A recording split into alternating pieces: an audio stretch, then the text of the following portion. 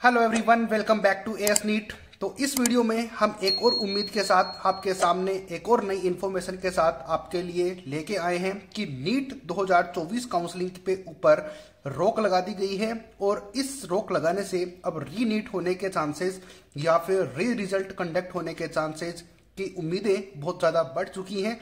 क्या है पूरा मामला, इस वीडियो में अपन डिस्कस करेंगे, लेकिन आपको इस वीडियो को सपोर्ट करना होगा, तभी ये सारी चीजें पॉसिबल हो पाएंगी। वीडियो को ध्यान से सुनना और सब्सक्राइब करके रख लेना। जो भी लेटेस्ट इन्फॉर्मेशन आएगी हम आपके लिए इसी तरीके से अपडेट देते रहेंगे और लाते रहेंगे। तो क्या है कि हाई कोर्ट या फिर कौन से कोर्ट ने इसके ऊपर रोक लगा दी है, रीनीट की उम्मीद बढ़ चुकी है, कंप्लीट वीडियो में बात करेंगे। तो स्टार्ट करते हैं वीडियो। लाइक और सब्सक्राइब जरूर कर देना। फेसबुक पर भी वीडियो अवेलेबल होगा, तो वहां पर भी आप हमें वीडियो को देख सकते हो और शेयर कर सकते हो, फॉलो कर सकते हो। तो चलो स्टार्ट करते हैं। तो सबसे पहले इंपॉर्टेंट बात यह है कि एक बच्चे ने यहाँ पर पिटीशन फाइल कर दिया गया है, यानी कि आरटीआई लगा दी गई है अभी, क्योंकि इंपॉर्टेंट बात यह है कि यहाँ पर आरटीआई फाइल करने के लिए कुछ चार्जेस की जरूरत पड़ती है, क्योंकि यहाँ पर हर कोई ये चीजें नहीं करता, किसी बड़े लॉयर्स को हायर करना पड़ता है। लेकिन इंपॉर्टेंट बात यह है कि कुछ स्टूडेंट के नॉन में या फिर रिलेटिव्स ऐसे हैं जो कि या तो वो किसी बड़े पोस्ट पे हैं या फिर ये कह लो कि वो बड़े लॉयर हैं, तो वो ये काम बड़े आसानी से उनसे करवा सकते हैं। अगर आपका भी कोई नॉन में है तो आप उनसे ये काम करवा सकते हो। तो एक बच्चे ने यहाँ पर पिटीशन फाइल कर दी है, यानी कि आरटीआई की है। इसके अंदर उन्होंने एनटीए से बहुत सारे क्वेश्चंस पूछे हैं, उनको मैं स्क्रीन के ऊपर आपको दिखा दूंगा सारी चीजें, तो आप उसको देख सकते हो। वीडियो के फॉर्म में भी मैं आपको लगा दूंगा, जिसमें कि कलकत्ता हाई कोर्ट ने नीट काउंसलिंग के ऊपर रोक लगा दी है, यानी कि स्टे लगा दिया है। तो इससे रीनीट की पॉसिबिलिटी बढ़ जाती है। वो क्यों? क्योंकि उस स्टूडेंट ने उस पिटीशन के अंदर, उस आरटीआई के अंदर बहुत सारी चीजें पूछी हैं एनटीए से। अब एनटीए को उसका जवाब देना ही पड़ेगा, और जब तक वो जवाब नहीं देता है तब तक वो आगे की कोई भी कार्रवाई नहीं कर सकते। कार्रवाई इन द सेंस कि एनटीए ने सबसे पहले रिजल्ट डिक्लेयर कर दिया, आंसर की डिक्लेयर कर दी, यानी कि जितने काम वो कर सकता था काउंसलिंग से पहले वो सारे कंप्लीट हो चुके हैं। अब जितनी जल्दी हो सके वो कोशिश में है कि जल्दी से काउंसलिंग करवा के इस सिस्टम से खत्म करते हैं, यानी कि 2024 का सिस्टम बंद करते हैं, फिर फोकस करेंगे 2025 के ऊपर। लेकिन ऐसे कैसे?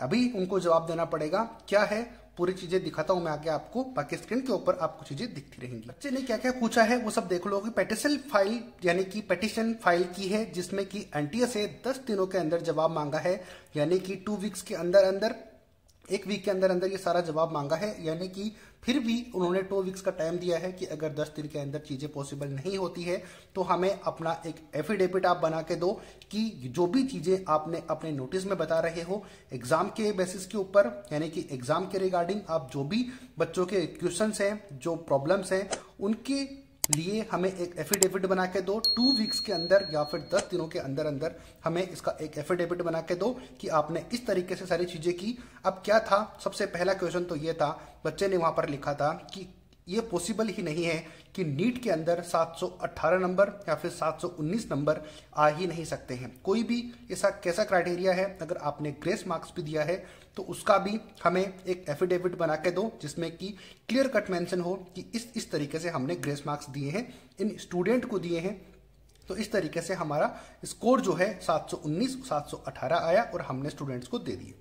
ठीक है, ये बात हो गई। दूसरी बात स्टूडेंट ने ये भी की है कि आप हमें क्लियरिफिकेशन दो हर उस एक चीज के बारे में जो कि आप बता रहे हो, नंबर के रिगार्डिंग में या फिर टाइम मैनेजमेंट के रिगार्डिंग में, कि आपने कहा कि टाइम थोड़ा सा बच्चों का मिस हुआ था, उसको कंपनसेट करने के लिए हमने ग्रेस मार्क्स दिए, तो वो भी आप हमें बताओ। तो सारी चीजें आपको स्क्रीन के ऊपर दिखती रहेंगी, तो वो आप उनको चेक कर सकते हो। बाकी वीडियो के फॉर्म में मैं इसको लगा दूंगा।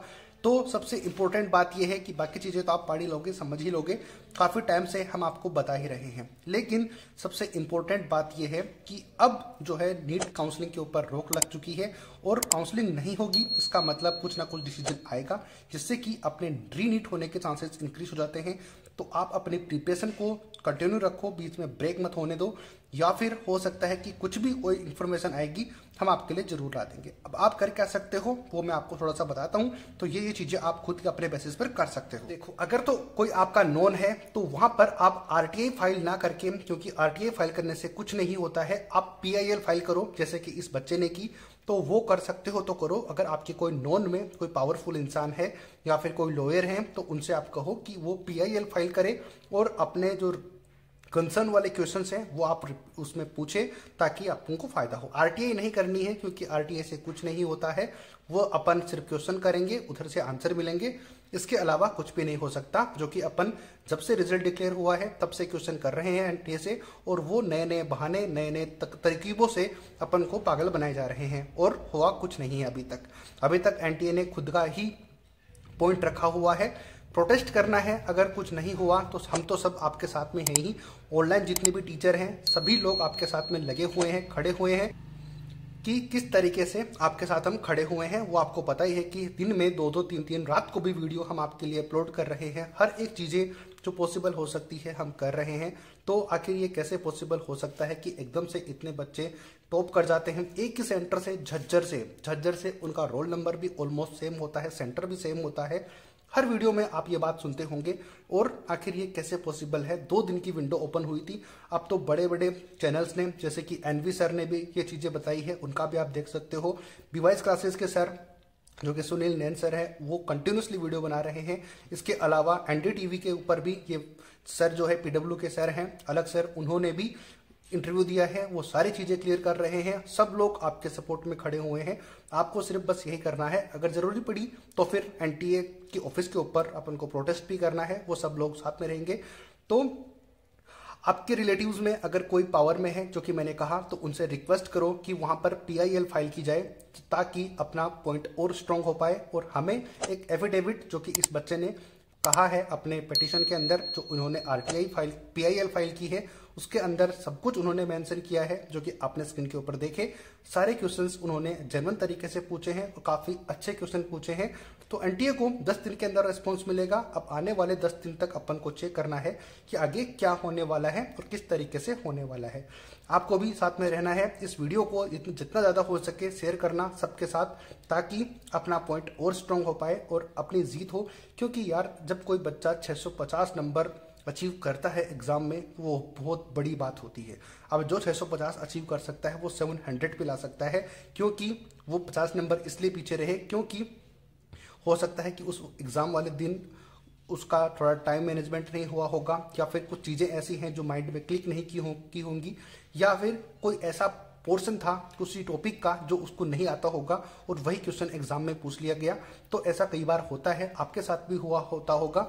आप जरूर मुझे, अगर आपके साथ ऐसा होता है तो आप जरूर मुझे कमेंट करो और लाइक वीडियो को जरूर करना इसी बात के ऊपर। तो ये सारी बातें कैसे लगी, इंपॉर्टेंट बात यही थी कंक्लूजन के रूप में कि अभी एनटीए की ऑफिशियल आंसर की, यानी कि जो रिजल्ट आया है उसके ऊपर काफी ज्यादा क्वेश्चंस हैं, और उन क्वेश्चंस की वजह से एनटीए की जो काउंसलिंग प्रोसेस है उसके ऊपर रोक लग चुकी है। अब आने वाले टाइम में क्या पॉसिबिलिटी होगी वो मैं आपको अपडेट करता रहूंगा। आप चैनल को सब्सक्राइब करके रखो। और काउंसलिंग अभी नहीं होने वाली, क्योंकि अभी इसका डिसीजन होना बाकी है। ऐसे बच के भागने नहीं देंगे एनटीए को, वो उनको सारे जवाब देने पड़ेंगे जो भी पॉसिबल हो सकता है अपने हित के लिए। सब्सक्राइब कर देना, लाइक कर देना, शेयर कर देना। मिलते हैं नए अपडेट, नई वीडियो के साथ। जय हिंद, जय भारत।